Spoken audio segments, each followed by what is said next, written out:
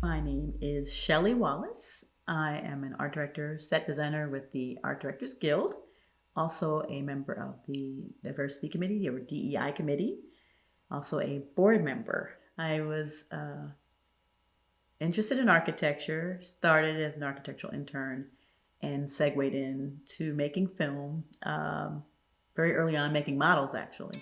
I was fortunate to meet a woman who had an organization called ABET, which was the Alliance of Black Entertainment Technicians.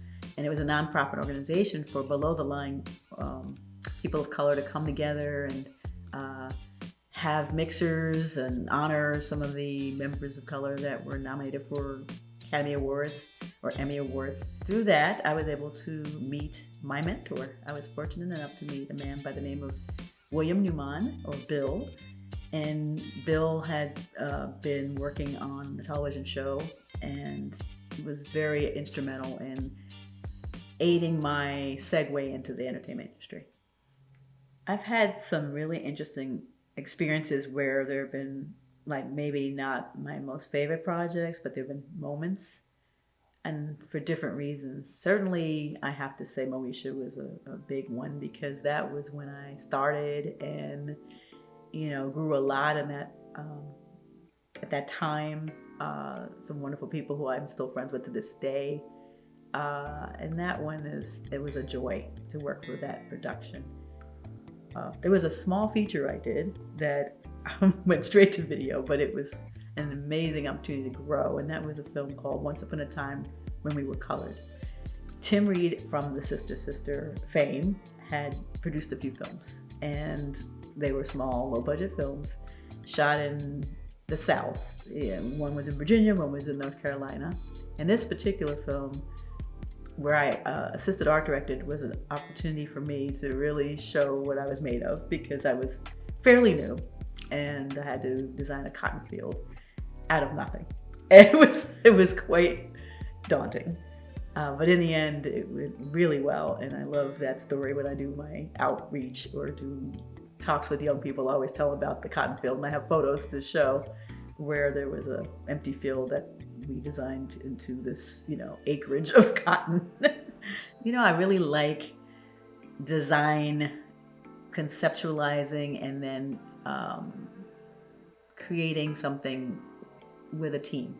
I love the idea that everybody has a part of the puzzle. I love that we all put our heads together and can flesh out something that starts off as a little sketch on a piece of paper or napkin or a conversation. But, I take pride in having the technical skills to make it buildable, to have that ability to communicate.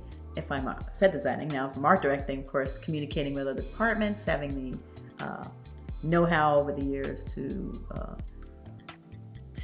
be that liaison that helps to get things done in a nice time frame and on budget, communicating and working with others and using those design skills that I've been using since I was a child. I really enjoyed work on Kong Skull Island. Again, another opportunity to work with special effects and have to do a lot of reshoots.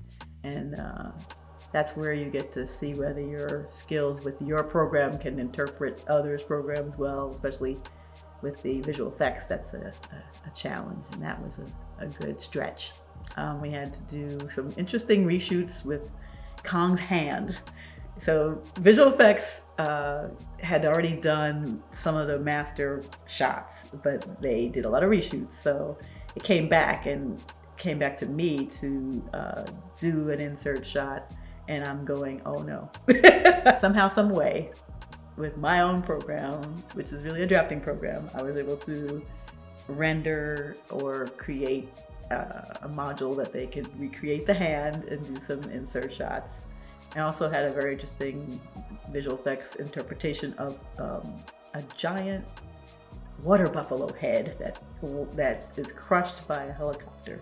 So there was these really unusual tasks that weren't your typical plan elevation section drawings. For managing or navigating this industry, I have been through a strike prior, and I think what I've learned is you need to stay engaged. You have to do what brought you to this industry. You have to take to heart what it is that drew you and what inspired you, and try to engage with other members, try to do outreach. I am constantly engaging in conversations with people and making them aware that diversity, equity, inclusion means everyone. There's just been certain groups that have been excluded up until now, or maybe not regarded, or maybe there was so few that there was wasn't enough to gather. So it's wonderful to now see common ideals, maybe some common issues in the workplace, and having a forum where we can not only discuss it, but grow and find ways of correcting or reorienting the way the industry has progressed so far. We did a really great panel on policing. Now you'd think, oh, how does that relate to our industry? But we up until recently used police on the sets because of historic stereotypes or ideas about people that could be impactful for some people. That causes some stress, it causes some discomfort. So it's all about communication, and it just makes you do your job that much better when you can have an understanding and people are willing to grow. There's never enough you can learn about each other and how we interact.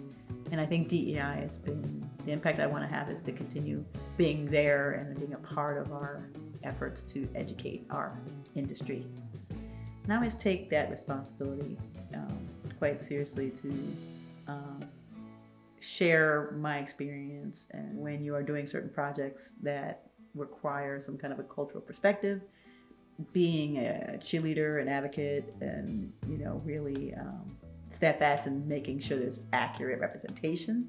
We others have all had to pivot and find ways to identify and stay true to who we are, but still manage to fit in and work well. And it's been interesting. I've seen a lot of different kinds of people do different things that have influenced me positively and negatively. But I definitely have no problem standing firm in who I am. It's not like I'm going to hide. It's pretty obvious who I am. But I definitely like to make my presence and my point of view known.